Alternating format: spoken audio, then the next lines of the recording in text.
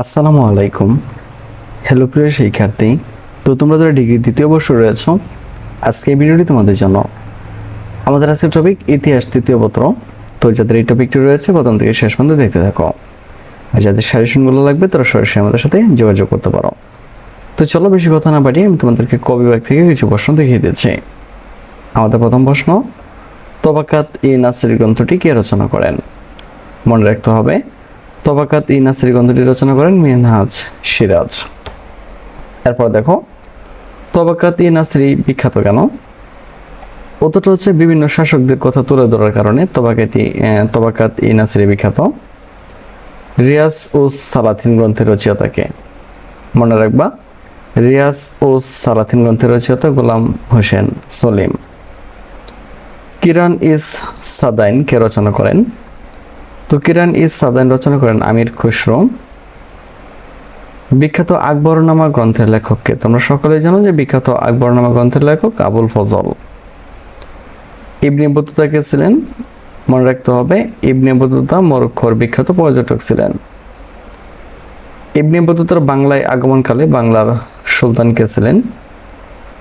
ইবনে বতুতার বাংলায় আগমনকালে বাংলার সুলতান ছিলেন ফখরুদ্দীন মুবারক শাহ।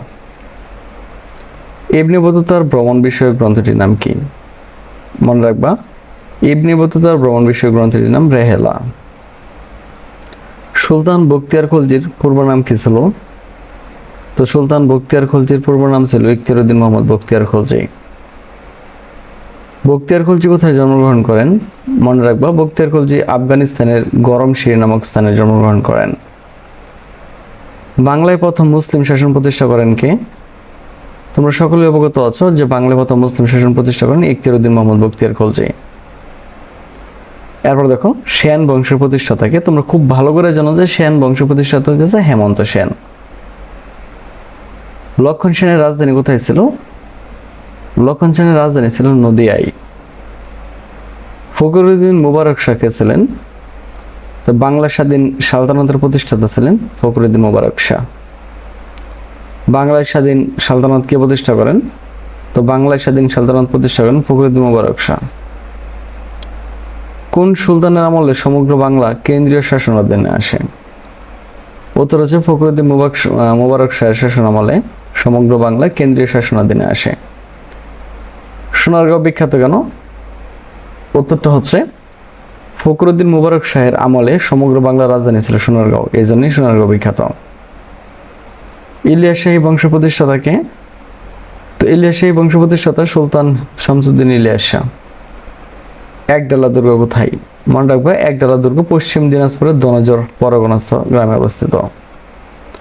রাজা গণেশ কে ছিলেন? তো রাজা গণেশ উত্তর বাংলার বাতরিয়া অঞ্চলের জমিদার ছিলেন। হুসেন শাহী বংশের প্রতিষ্ঠাতাকে? হুসেন শাহী বংশ প্রতিষ্ঠাতা ছিলেন সুলতান আলাউদ্দিন হোসেন শাহ। নৃপতি তিলক কোন সুলতানকে বলা হতো? মনে রাখতে হবে, নৃপতি তিলক হুসেন শাহী বংশ প্রতিষ্ঠাতা ছিলেন সুলতান আলাউদ্দিন হোসেন শাহকে বলা হতো। গৌড়ের ছোট সোনা মসজিদ কে নির্মাণ করেন? তো গৌড়ের ছোট সোনা মসজিদ নির্মাণ করেন সুলতান আলাউদ্দিন হোসেন শাহ।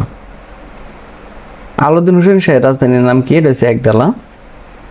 পান্ডুয়ার আদিনা সোনা মসজিদ কে নির্মাণ করেন? এটা হচ্ছে সুলতান সিকান্দার শাহ। সুফিবাদ কি? আত্মশুদ্ধি ও নৈতিক শৃঙ্খলার মাধ্যমে আল্লাহর সান্নিধ্য লাভের জন্য ইসলামে যে মরমী ভাবধারা উৎপত্তি হয় তাকে সুফিবাদ বলা হয়। সুফিবাদের উৎস কি? এটা হচ্ছে কোরআন ও হাদিস। বৈষ্ণব ধর্মের প্রবর্তক কে ছিলেন? এটা শ্রী চৈতন্যদেব। এরপর দেখো, নানক কে ছিলেন? নানক শিব ধর্মের প্রবর্তক ছিলেন। ভারতের মুঘল সাম্রাজ্যের প্রতিষ্ঠাতাকে? এটা ছিল তোমার সম্রাট বাবর। তো এইভাবে আমাদের ক বিভাগ, খ বিভাগ, গ বিভাগ প্রশ্নগুলো উত্তর সাজানো রয়েছে। তুমি চাইলে আমাদের সাথে কন্ট্যাক্ট করে এগুলো খুব সহজে নিয়ে নিতে পারো। তো আজকে এখান থেকে বিদায় নিচ্ছি, কথা হচ্ছে এক নতুন ভিডিওতে। সে পর্যন্ত সকলে ভালো থাকো, সুস্থ থাকো এবং আমাদের সাথেই থাকো।